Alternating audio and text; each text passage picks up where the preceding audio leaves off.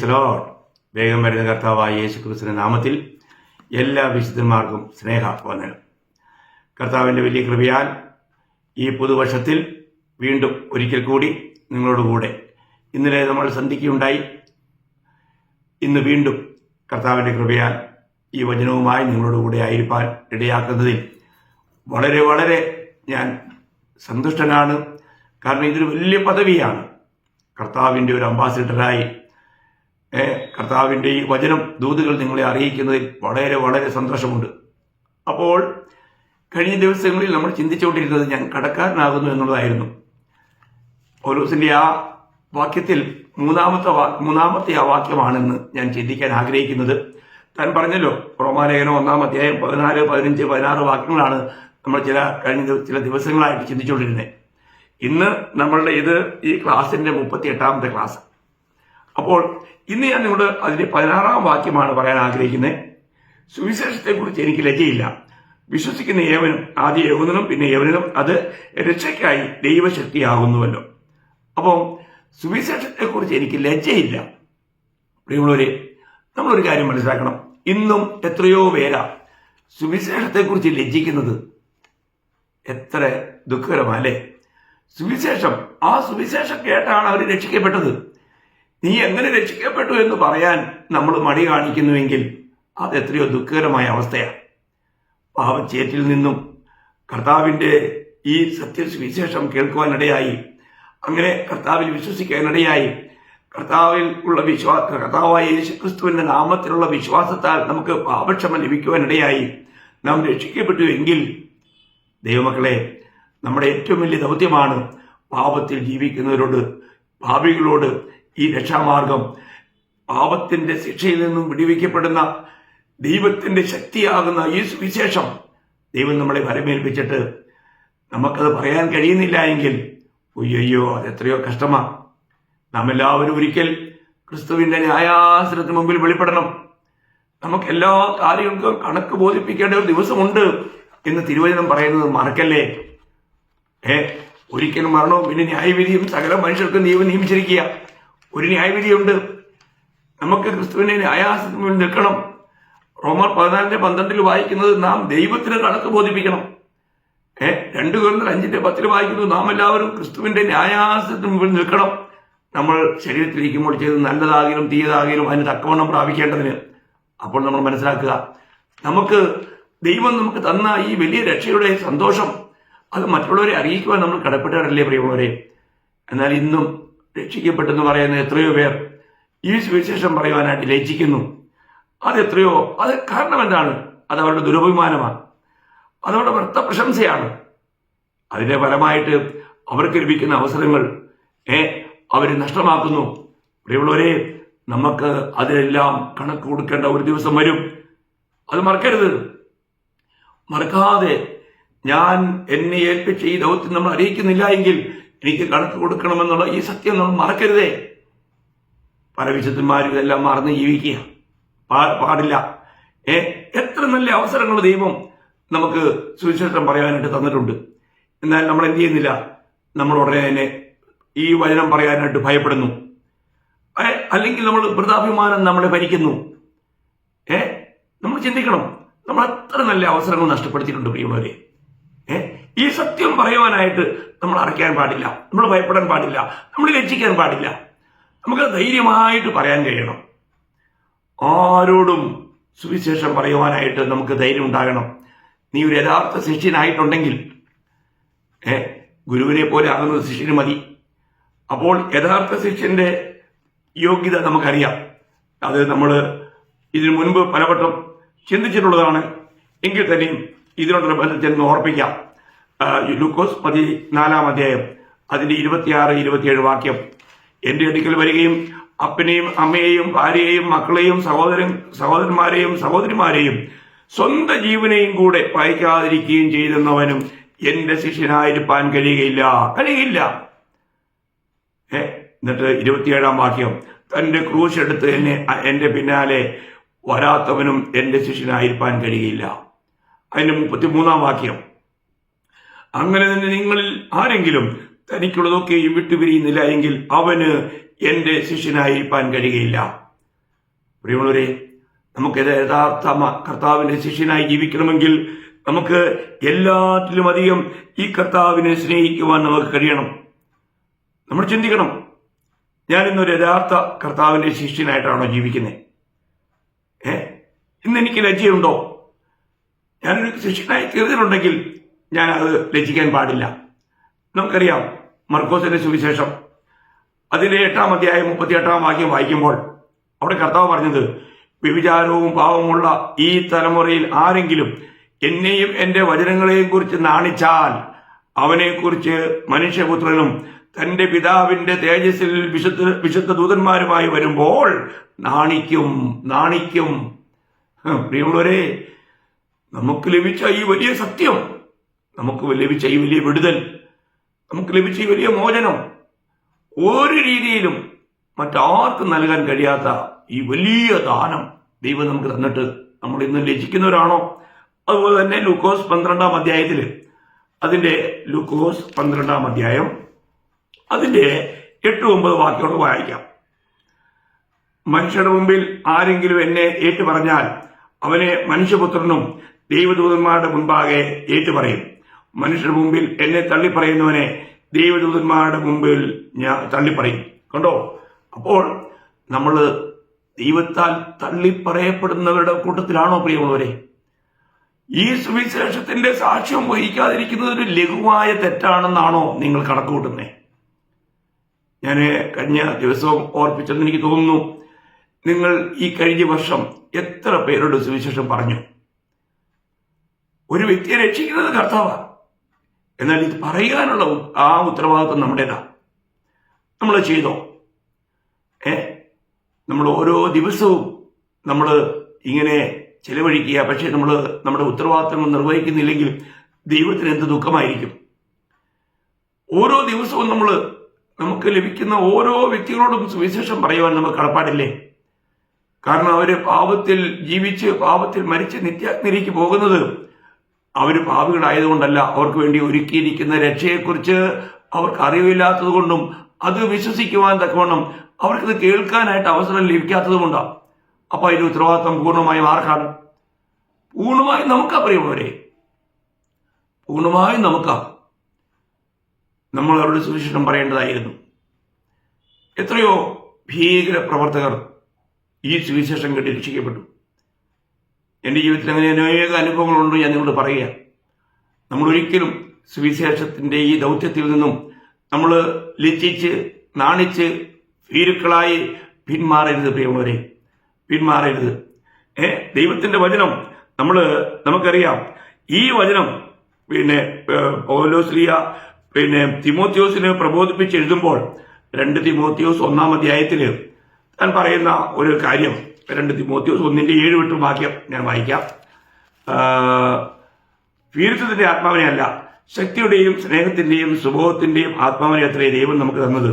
അതുകൊണ്ട് നമ്മുടെ കർത്താവിന്റെ സാക്ഷ്യത്തെയും അവന്റെ ബദ്ധനായ എന്നെയും കുറിച്ച് ലജ്ജിക്കാതെ സുവിശേഷത്തിനായി ദൈവശക്തിക്ക് ഒത്തവണ്ണം നീയും എന്നോടുകൂടെ കഷ്ടം സഹിക്കുക. എന്തുമാത്രം കാര്യങ്ങൾ അതിനകത്ത് കളയിരിക്കുന്നത്. ഇപ്പൊ നമ്മുടെ ഇവിടുത്തെ വിഷയത്തിൽ ഞാൻ നിങ്ങൾ പറയട്ടെ, അവന്റെ ബദ്ധനായ എന്നെ കുറിച്ച് ലജ്ജിക്കാതെ സുവിശേഷത്തിനായി ദൈവശക്തിക്ക് ഒത്തവണ്ണം നീയും എന്നോടുകൂടെ കഷ്ടം സഹിക്കുക. അപ്പോൾ പൗലോസ്ലീഹ വളരെ കഷ്ടത്തില. അപ്പൊ ആ കഷ്ടത്തിലായിരിക്കുന്ന തന്നോടുകൂടെ കഷ്ടം സഹിക്കാനായിട്ട് തന്റെ പ്രിയ മകനായ തിമോത്തിയോസിനെ പ്രോത്സാഹിപ്പിക്കുക. എങ്ങനെ? ലജ്ജിക്കാതെ. കണ്ടോ? ലജ്ജിക്കാതെ. ആ പ്രയോഗങ്ങളൊക്കെ ഞാൻ ചിന്തിക്കുക, ഈ പ്രയോഗങ്ങളൊക്കെ എത്ര വലുതാ. അതിന്റെ 12-ാമത്തെ വാക്യത്തിൽ വായിക്കുന്നുണ്ട്, അത് നിമിത്തം തന്നെ ഞാൻ ഇതൊക്കെയും സഹിക്കുന്നു, എങ്കിലും ലജ്ജിക്കുന്നില്ല. ഞാൻ ലജ്ജിക്കുന്നില്ല. കാരണം ഞാൻ ആരെ വിശ്വസിച്ചിരിക്കുന്നു എന്നറിയുന്നു. അവൻ എന്റെ ഉപനിധി ആ ദിവസം വരെ സൂക്ഷിപ്പാൻ ശക്തനെന്ന് ഞാൻ ഉറച്ചുപിരിക്കുന്നു. നമ്മൾ വിശ്വസിച്ച കർത്താവിനെ നമുക്കറിയാമെങ്കിൽ പ്രിയമുള്ളവരെ, സുവിശേഷം പറയുവാൻ നമുക്ക് ഒരിക്കലും ലജ്ജയുണ്ടായില്ല. നാം ലജ്ജിക്കരുത്, നാം ലജ്ജിക്കാൻ പാടില്ല. നമുക്കറിയാം ഒനേസിഫോരോസിനെ കുറിച്ച് അതേ അധ്യായം 2 തിമോത്തി 1-ാം അധ്യായം അതിന്റെ 16-ഉം 17-ഉം വാക്യം വായിക്കുമ്പോൾ, പലപ്പോഴും എന്നെ തണുപ്പിച്ചവനായ ഒനേസിഫോരോസിന്റെ കുടുംബത്തിന് കർത്താവ് കരുണ നൽകുമാറാകട്ടെ. അവൻ എന്റെ ചങ്ങലയെക്കുറിച്ച് ലജ്ജിക്കാതെ ഞാൻ റോമയിൽ എത്തിയ ഉടനെ താല്പര്യത്തോടെ എന്നെ തിരഞ്ഞ് കണ്ടെത്തുകയും ചെയ്തു. അവൻ ലജ്ജിച്ചില്ല. ഒരു കൈദിയെ, ഒരു ഒരു ഒരു എന്താ പറയുന്നേ, ഒരു ബന്ധനസ്ഥനായിരിക്കുന്ന ഒരു ജയിൽ പുള്ളിയെ കാണാൻ പോകാന്ന് പറഞ്ഞ ഒരു ലജ്ജാവിഷയമായ കാര്യമാണ്. കാരണം ജയിലിൽ കിടക്കുന്നവൻ എന്തെങ്കിലും കുറ്റവാളിയാണെന്നുള്ള രീതിയിലാണ്. എന്നാൽ ഇവിടെ ലജ്ജിക്കാതെ ഇവിടെ എന്ത് ചെയ്തു? പൗലോസിനെ പോയി കണ്ടു. നമ്മൾ ചോദിക്കുക, അവൻ ലജ്ജയില്ല. കർത്താവിന്റെ ഒരു സാക്ഷി, കർത്താവിന് വേണ്ടി എന്തുമായി തീരാനുള്ള ഒരുക്കം നമുക്ക് വേണ്ടേ പ്രിയമുള്ളവരെ? നമ്മൾ രക്ഷിക്കപ്പെട്ടവരാണെങ്കിൽ ദൈവമക്കൾ പരസ്പരമുള്ള സ്നേഹത്തിലും പ്രോത്സാഹനം കൊടുക്കുന്നതിലും എത്ര ഉത്സുകരായിരിക്കണം. അപ്പൊ ഇവിടെ നമുക്ക് കാണാൻ കഴിയുന്നത്, ഇവിടെ ആ രീതിയിൽ പൗലോസ്ലീഹ തിമോഥെയോസിനെ പ്രോത്സാഹിപ്പിക്കുക. അതിന്റെ 2 തിമോത്തി 2-3 ക്രിസ്തുയേശുവിന്റെ നല്ല ഭടനായി നീയും എന്നോടുകൂടെ കഷ്ടം സഹിക്കുക. കണ്ടോ, ക്രിസ്തുയേശുവിന്റെ നല്ല ഭടനായി നീയും എന്നോടുകൂടെ കഷ്ടം സഹിക്കുക. ദൈവമക്കളെ, നമ്മൾ നിശ്ചയമായും കർത്താവിന്റെ സാക്ഷിയാകുന്നുവെങ്കിൽ നമുക്ക് ഈ ലോകത്തിൽ കഷ്ടങ്ങളുണ്ട്. ഈ ലോകത്തിന്റെ ദൈവം ഒരിക്കലും ഈ സുവിശേഷം പറയുന്നവരെ ഒരിക്കലും അംഗീകരിക്കുകയില്ല. ഈ ലോകത്തിന്റെ അധികാരികൾ അംഗീകരിക്കുകയില്ല. കാരണം അങ്ങനെയുള്ള ധാരാളം തിക്ത ഫലങ്ങൾ അനുഭവിച്ച് ആർമിയിൽ വളരെ പ്രതികൂലത്തിന്റെ മധ്യത്തിൽ സുവിശേഷത്തിന്റെ സാക്ഷ്യം വഹിച്ചു പോകുന്ന ഒരു വ്യക്തിയെ ഞാൻ. അതുകൊണ്ട് എനിക്ക് ധൈര്യമായിട്ട് പറയാൻ കഴിയും, വളരെ വളരെ പ്രതികൂലത്തിന്റെ മധ്യത്തിലും നമ്മളെ നടത്തുന്നത് ദൈവത്തിന്റെ കൃപയാ പ്രിയമുള്ളത്. ഇതൊക്കെ ഒരു മനുഷ്യന്റെ ശക്തിയോ കഴിവൊന്നുമല്ല. കർത്താവിന്റെ ബലമുള്ള കരുത്തിന് കീഴിൽ താണിരുന്നാൽ ദൈവം അതിന്റെ സമയാസമയങ്ങൾ ഉയർത്തും. എന്നാൽ നമ്മൾ എന്ത് ചെയ്യാൻ പാടില്ല? നമ്മൾ ഒരിക്കലും ഭയപ്പെടാൻ പാടില്ല, ലജ്ജിക്കാൻ പാടില്ല. നമ്മൾ വീരത്വത്തിന്റെ ആത്മാവിനെ അല്ലല്ലോ പ്രാപിച്ചത്. അബ്ബാ പിതാവേ എന്ന് വിളിക്കുന്ന പുത്രത്തിന്റെ ആത്മാവിനെ പ്രാപിച്ച ഒരു വ്യക്തി ഒരിക്കലും ഒരു പ്രതികൂലത്തെയും കണ്ട് ഭയപ്പെടേണ്ട ആവശ്യമില്ല. അപ്പോൾ നമ്മുടെ ജീവിതത്തിൽ ഈ സുവിശേഷം നാം പറയുന്നില്ല എങ്കിൽ, എനിക്കറിയാം എന്റെ കൂടെയുള്ള എത്രയോ മദ്യപാനികൾ, എത്രയോ നിലയിലുള്ള മോഷ്ടാക്കൾ, വളരെ ഗുണ്ടകളായി ജീവിച്ചവർ, വളരെ മോശമായി ജീവിച്ചവർ ഈ സുവിശേഷം കേട്ട് രക്ഷിക്കപ്പെട്ട് ഇന്ന് പലരും അതിൽ കർത്താവിന്റെ വേലക്കാരാണ്. എനിക്കത് പറയുന്നതിൽ വളരെ സന്തോഷമുണ്ട്. അപ്പോൾ നമ്മൾ ഒരു കാര്യം മനസ്സിലാക്കണം. ഞാൻ ഇവിടെ നാസിലെ ആയിരിക്കുമ്പോൾ തന്നെ പല പട്ടാളക്കാരും രക്ഷിക്കപ്പെട്ട് ഇന്ന് ഒരു കർത്താവിന്റെ വയലിൽ നല്ല നിലയിൽ പ്രയോജനപ്പെട്ടുകൊണ്ടിരിക്കുക.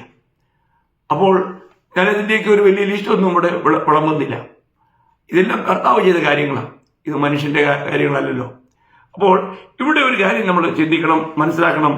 ഈ സുവിശേഷം മാത്രമാണ് രക്ഷാമാർഗം. അപ്പൊ കർത്താവിന് കുറച്ച് മിടുക്കന്മാരെ അല്ല, കർത്താവിന് വേണ്ടി പോഷന്മാരാകുവാൻ മനസ്സുള്ള കുറച്ച് മണ്ടന്മാരെയാണ് കർത്താവിന് ആവശ്യം.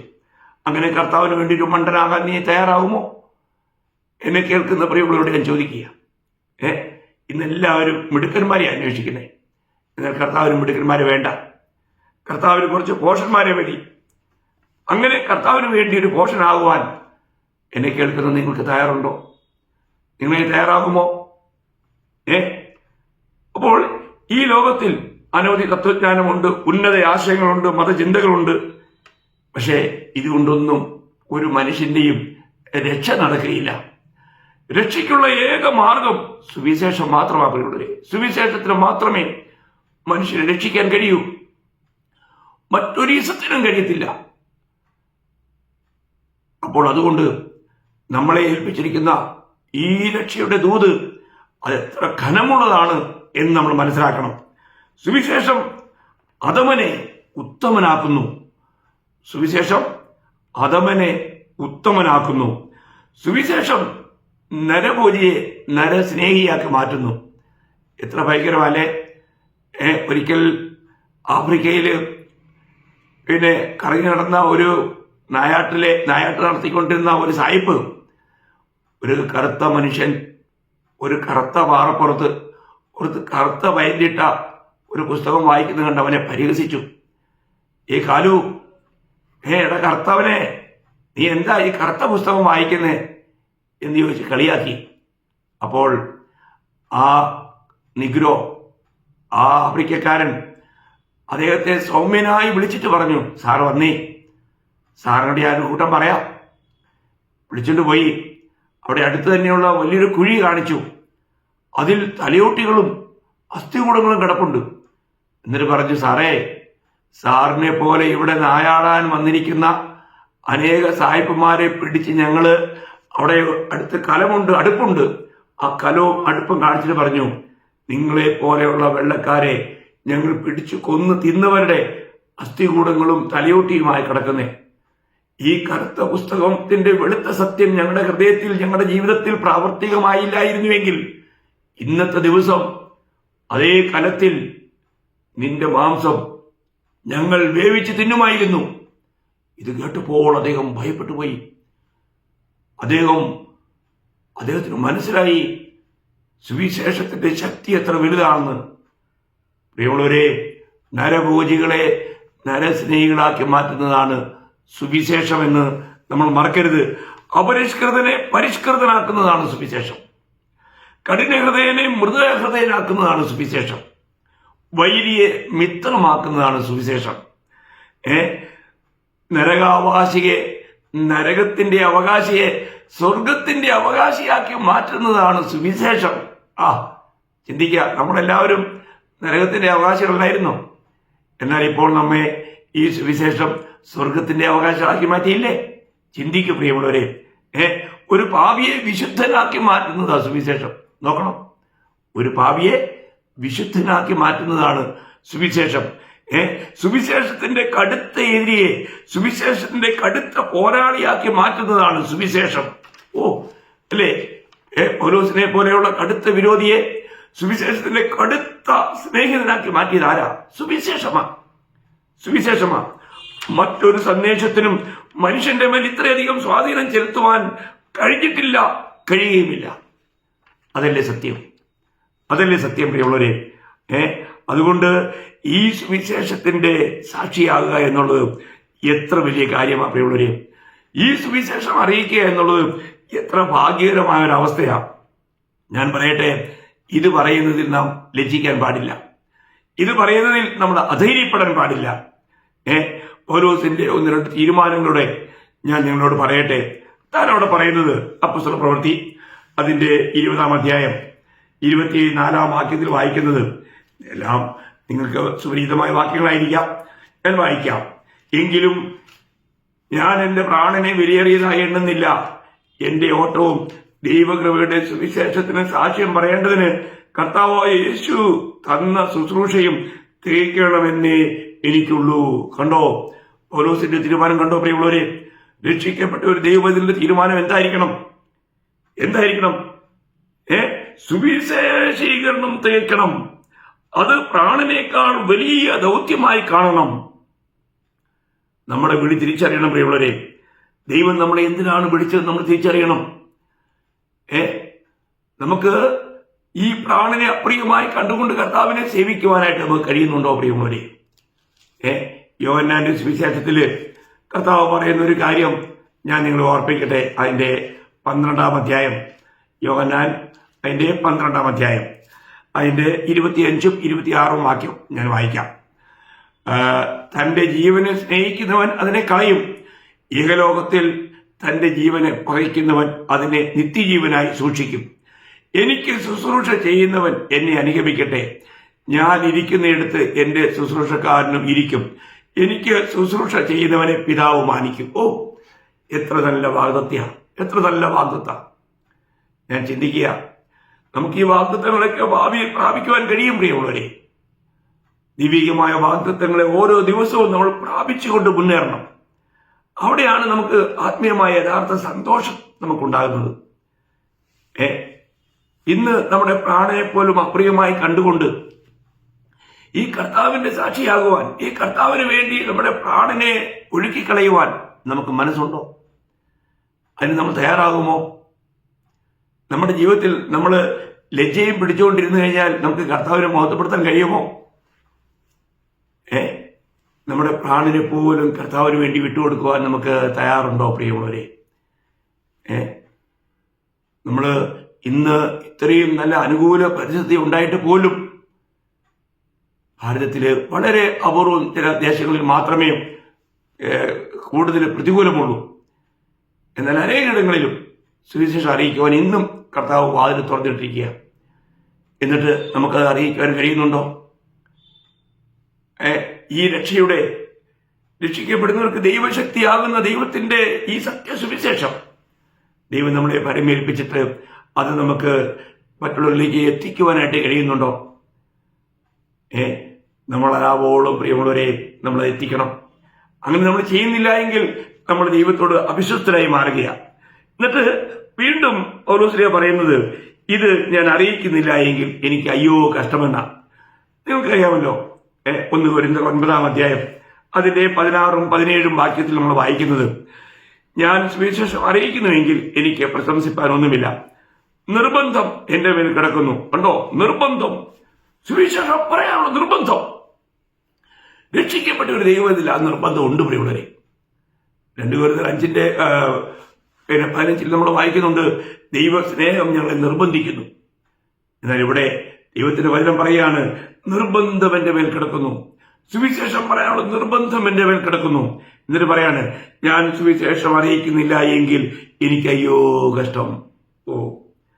നിങ്ങൾക്ക് എപ്പോഴെങ്കിലും അത് ചിന്തിക്കാൻ കഴിഞ്ഞിട്ടുണ്ടോ? സുവിശേഷം അറിയിക്കാത്തവൻ അവൻ അയ്യോ കഷ്ടം. ഞാനൊരു രീതിയിൽ പറയാൻ പ്രിയമുള്ളവരെ, അവര് വാസ്തവമായിട്ടും സുവിശേഷം അറിയിക്കാത്തവൻ കർത്താവിനെ സ്നേഹിക്കുന്നില്ല എന്നുള്ളതല്ലേ സത്യം. നമ്മൾ 1 കൊരിന്ത്യർ 16-22 വായിക്കുന്ന എന്തുവാ? നമ്മുടെ കർത്താവിനെ സ്നേഹിക്കാത്തവനും ശപിക്കപ്പെട്ടവൻ. കർത്താവ് വരുന്നു. കർത്താവിനെ നീ സ്നേഹിക്കുന്നുണ്ടോ? കർത്താവിനെ സ്നേഹിക്കുന്നുണ്ടെങ്കിൽ കർത്താവ് പറഞ്ഞത് നമ്മൾ ചെയ്യും. കർത്താവിനെ പറഞ്ഞ യോഹന്നാൻ 14:15, എന്നെ സ്നേഹിക്കുന്നവൻ എന്റെ കൽപ്പന പ്രമാണിക്കും. അതെ, ഇതിനേക്കാൾ വലിയൊരു ദൗത്യം നമുക്കുണ്ടോ പ്രിയമുള്ളവരെ? നമുക്ക് ഈ ദൈവത്തിന്റെ വചനം അറിയിക്കുവാനായിട്ട് നമുക്ക് കഴിയുന്നുണ്ടോ? അതിൽ നമുക്ക് സന്തോഷമുണ്ടോ?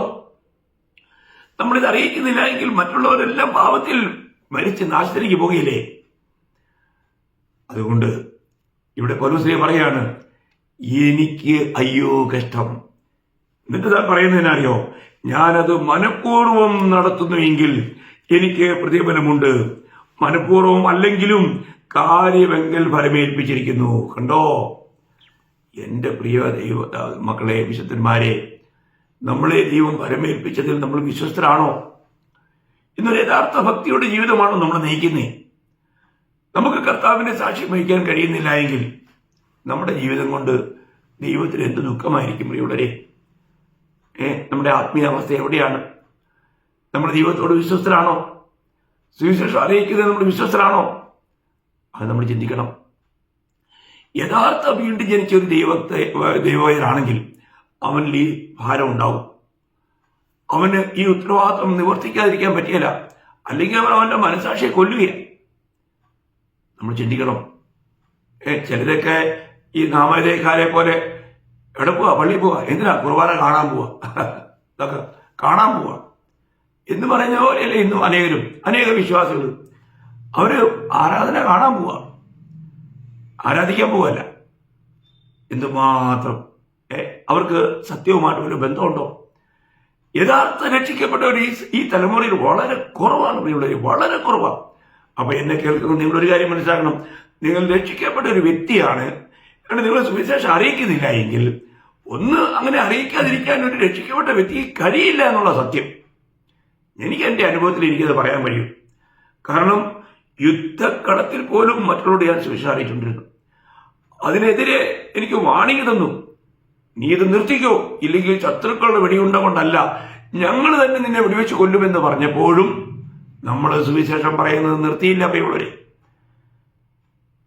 അതിന് സാക്ഷികളായിട്ട് കേരളക്കരയിൽ പലരുണ്ട്. അതുകൊണ്ട് എന്നോട് കൂടെ ഉണ്ടായിരുന്നവർ. അപ്പോൾ ഞാൻ പറയട്ടെ, നമ്മുടെ ജീവിതത്തിൽ നമുക്ക് ഈ സുവിശേഷത്തിന് വേണ്ടി തന്റെ പ്രാണനെ പോലും അപ്രിയമായി കണ്ടുകൊണ്ട് നമുക്ക് കർത്താവിന് സാക്ഷിയാകാൻ കഴിയുന്നുണ്ടോ?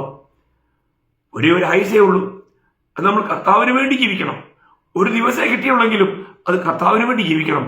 അതാണ് എനിക്ക് ഈ പുതുവർഷത്തിൽ എന്റെ എല്ലാ കേൾവിക്കാരായ വിശുദ്ധന്മാരോടും പറയാനുള്ളത്. നിങ്ങളോട് നല്ല തീരുമാനമെടുത്തോ പ്രിയമുള്ളവരെ.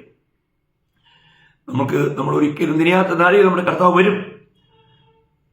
നമുക്ക് ഏത് സമയത്ത് നമ്മൾ ഈ ലോകം വിട്ട് പോകണം. എന്നാൽ നമ്മളെ ഏൽപ്പിച്ച ദൗത്യം നമ്മൾ നിർവഹിച്ചോ? നമ്മൾ ദൈവത്തിന് വേണ്ടി ഫലമുള്ളവരായി തീർന്നോ? പോയി സുവിശേഷം പറയണം. നിങ്ങൾ ഭൂലോകം എല്ലായിടത്തും പോകണം. ഈ സുവിശേഷം അറിയിക്കണം. എല്ലാ ജാതികളെയും ശിഷ്യരാക്കണം. അവർക്ക് പിതാവിന്റെയും പുത്രന്റെയും പരിശുദ്ധാത്മാവിന്റെ നാമത്തിൽ സ്നാനം കൊടുക്കണം.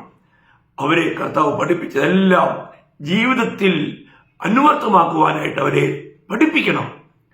അത് നമ്മുടെ കർത്തവ്യമാണ്. നമ്മുടെ ജീവിതത്തിൽ ഉണ്ടാകണം. അത് നമ്മൾ മറ്റുള്ളവരിലേക്ക് നമ്മൾ പകരണം. ഇതല്ലേ കർത്താവിന്റെ ഗ്രേറ്റ് കമ്മീഷൻ, മഹാനിയോഗം. ഇത് നമ്മൾ പ്രാപിച്ചവരല്ലേ? രക്ഷിക്കപ്പെട്ട എല്ലാ ദൈവമക്കൾക്കും ഈ നിയോഗമുണ്ട്. അത് നമ്മൾ ചെയ്യണം പ്രിയമുള്ളവരെ. എന്നിട്ട് ഇവിടെ പൗലോസ്ലീഹ പറയുന്ന അനേക കാര്യമുണ്ട്. ഒന്ന് രണ്ട് കാര്യം പറഞ്ഞ് ഞാൻ നിർത്താം. 2 കൊരിന്ത്യർ 11-ാം അധ്യായം അതിന്റെ 7-ാം വാക്യത്തിൽ, 2 കൊരിന്ത്യർ അതിന്റെ 11-ാം അധ്യായം അതിന്റെ 7-ാം വാക്യം. അല്ലെങ്കിൽ ഞാൻ ദൈവത്തിന്റെ സുവിശേഷം നിങ്ങൾക്ക് സൗജന്യമായി പ്രസംഗിച്ചുകൊണ്ട് നിങ്ങൾ ഉയരേണ്ടതിന് എന്നെ തന്നെ താഴ്ത്തുകയാൽ പാപം ചെയ്തുവോ? ഉണ്ടോ? ശ്രദ്ധിക്കണം. നിങ്ങൾ ഉയരേണ്ടതിന് എന്നെ തന്നെ താഴ്ത്തുകയാൽ ഞാൻ പാപം ചെയ്തോ? നോക്കുക, ഞാൻ ദൈവത്തിന്റെ സുവിശേഷം നിങ്ങൾക്ക് സൗജന്യമായി പ്രസംഗിച്ചുകൊണ്ട്. നോക്കണം പ്രിയമുള്ളവർ, നമ്മൾ സുവിശേഷം പ്രസംഗിക്കുന്നത് സൗജന്യമായി ലഭിച്ചു. അത് സൗജന്യമായി കൊടുക്കണം. എന്നാൽ ഇവിടെ എന്താണ് നമ്മൾ കാണുന്നത്? സുവിശേഷത്താൽ നിങ്ങൾ ഉയരുവാൻ വേണ്ടി ഞാൻ താഴുവാൻ തയ്യാറാണ്. നിങ്ങൾ അതിന് തയ്യാറാണോ? സ്വയത്തെ താഴ്ത്തുവാൻ നമ്മൾ തയ്യാറാണോ? അതോ ഞാൻ വലിയ പുള്ളിയാണെന്ന് പറഞ്ഞ് നടക്കാണോ? ഈ വലിയ പുള്ളിയാണെന്ന് നടക്കുന്നവർക്കാണ് സുവിശേഷം പറയാനായിട്ട് വലിയ ബുദ്ധിമുട്ട്. ദൈവമക്കളെ, നമ്മളെ ഏൽപ്പിച്ച കാര്യങ്ങൾ നമുക്ക് സുവിശേഷത്തിന് വേണ്ടി നമുക്ക് എത്രമാത്രം താഴേണ്ടി വരുന്നോ താഴുവാൻ നമ്മൾ തയ്യാറാകണം.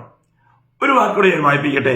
ഗലാത്യർ ലേഖനം 4-ാം അധ്യായം അതിന്റെ 13-ാം വാക്യമാണ്. ഗലാത്യർ 4:13. ഞാൻ ശരീരത്തിലെ ബലഹീനത നിമിത്തം ഒന്നാമത് നിങ്ങളോട് സുവിശേഷം അറിയിപ്പാൻ സംഗതി വന്നു എന്ന് നിങ്ങൾ അറിയുന്നുവല്ലോ. ഉണ്ടോ? എന്തൊരു വാക്യമാ! എന്ന് പറഞ്ഞാൽ ശരീരത്തിന്റെ ബലഹീനത പോലും സുവിശേഷം അറിയിപ്പാൻ തടസ്സമല്ല പ്രിയമുള്ളവരെ, തടസ്സമല്ല. നമ്മളൊരു കാര്യം മനസ്സിലാക്കണം. നമ്മുടെ ശരീരത്തിൽ എന്തെല്ലാം പ്രയാസമുണ്ടെങ്കിലും സുവിശേഷം അറിയിക്കാൻ ഇതൊന്നും ഒരു തടസ്സമല്ല.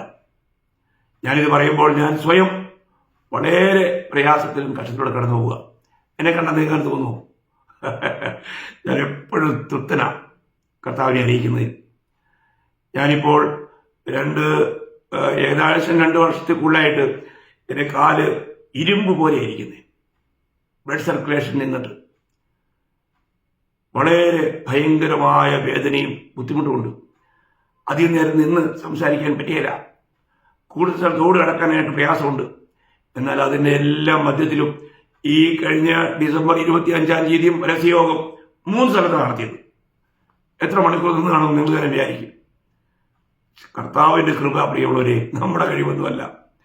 നമ്മളല്ല ജീവിക്കുന്നത്, കർത്താവല്ലേ ജീവിക്കുന്നത്. എന്നെ ശക്തനാക്കുന്നതിന് മുഖാന്തരം ഞാൻ സകലത്തിലും മതിയാകുന്നു എന്ന് പൗലോസ്ലീഹ പറഞ്ഞതൊക്കെ വെറുതെയാണോ? അത് നമ്മുടെ ജീവിതത്തിലും അന്വർത്ഥമാക്കണം. നമ്മൾ ഈ തലമുറയിൽ യഥാർത്ഥമായ കർത്താവിന് വേണ്ടി വീറോടെ നിൽക്കുവാൻ, ധൈര്യമായി നിൽക്കുവാൻ നമുക്ക് കഴിയണം. അതുകൊണ്ട് ദൈവമക്കളെ, ഞാൻ നിങ്ങളോട് ചോദിക്കട്ടെ, ഈ പുതുവർഷത്തിൽ നിങ്ങളൊരു നല്ല തീരുമാനം എടുക്കുമോ? ഞാനൊരു ദിവസം ഒരു വ്യക്തിയോടെങ്കിലും സുവിശേഷം പറയാതെ എന്റെ കിടക്കയിലേക്ക് പോകുകയില്ല എന്നൊരു തീരുമാനം എടുക്കാൻ നിങ്ങൾക്ക് കഴിയുമോ? ഒരു വ്യക്തി എന്ന് ഞാൻ പറഞ്ഞുകൊണ്ട് ഒരു വ്യക്തിയുടെ മാത്രമായി ചുരുക്കരുതേ. 100 കണക്കിന് ജനങ്ങളോട് പറയൂ, ഇനിയും അധികം സമയമില്ല. നമ്മുടെ കർത്താവ് ഏത് ക്ഷണത്തിലും വരാം. കർത്താവിന്റെ വരവ് ഏറ്റവും അടുത്തിരിക്കുന്നു എന്ന് ലോക സംഭവങ്ങളെല്ലാം നമ്മളോട് ശക്തമായി വിളിച്ചറിയിക്കുമ്പോൾ നമ്മൾ ജാഗരൂകരാകണ്ടേ?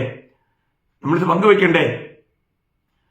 അതോ ഇന്നും നമ്മൾ ലജ്ജിച്ചുകൊണ്ട്, ഭീരുക്കളായിക്കൊണ്ട്, അല്ലെങ്കിൽ നമ്മുടെ അഭിമാനത്തിന് ക്ഷണം വരുമെന്നുള്ള ചിന്താഗതികൾ നമ്മളെ ഭരിച്ചിട്ട് നമ്മൾ സുവിശേഷം അറിയിക്കാതിരിക്കുകയാണോ? എല്ലാ ദൈവമക്കളോടും ഞാൻ ചോദിക്കട്ടെ, നിങ്ങളൊന്ന് ഉണരുമോ? ദൈവഹിതത്തിന് വേണ്ടി ഏൽപ്പിച്ചു കൊടുക്കുമോ? ഈ പുതുവർഷം ധാരാളം ആത്മാക്കളെ നേടുവാൻ, ധാരാളം പേരിലേക്ക് ഈ സുവിശേഷം എത്തിക്കുവാൻ, കർത്താവിന്റെ കരങ്ങൾ ഉപയോഗമുള്ള ഒരു പാത്രമായി തീരുവാൻ നിങ്ങൾ ആഗ്രഹിക്കുന്നുണ്ടോ? ഒന്ന് ശരിയായിട്ട് സമർപ്പിക്കുമോ? കർത്താവിന് നിങ്ങളെ വേണം. കർത്താവ് നിങ്ങളുടെ പ്രവൃത്തി ചെയ്യാൻ ആഗ്രഹിക്കുന്നു. അതിന് നിങ്ങൾ തയ്യാറാകുമോ? നിശ്ചയമായിട്ടും ഈ വചനം കേൾക്കുന്ന എല്ലാ വിശുദ്ധന്മാരോടും എനിക്കുള്ള ആഗ്രഹം, നിങ്ങൾ ആരും നിഷ്ഫലന്മാരായി തീരരുതേ. വിളിക്ക് യോഗ്യമാവണ്ണം, സുവിശേഷത്തിന് യോഗ്യമാവണ്ണം, ദൈവത്തിന് യോഗ്യമാവണ്ണം ജീവിച്ചുകൊണ്ട് ഈ തലമുറയിൽ കർത്താവിനാൽ ഏറ്റവും ആദരിക്കപ്പെടുന്നവരായി, കർത്താവിന് വേണ്ടി ഏറ്റവും പ്രയോജനപ്പെടുന്നവരായി തീരുവാൻ കർത്താവ് നിങ്ങളെല്ലാം ഈ വചന കേൾവിയാലും സഹായിക്കട്ടെ. കർത്താവിന്റെ തിരുനാമം മാത്രം ഇന്നും എന്നേക്കും മഹത്വപ്പെടുമാറാകട്ടെ. ആമേൻ.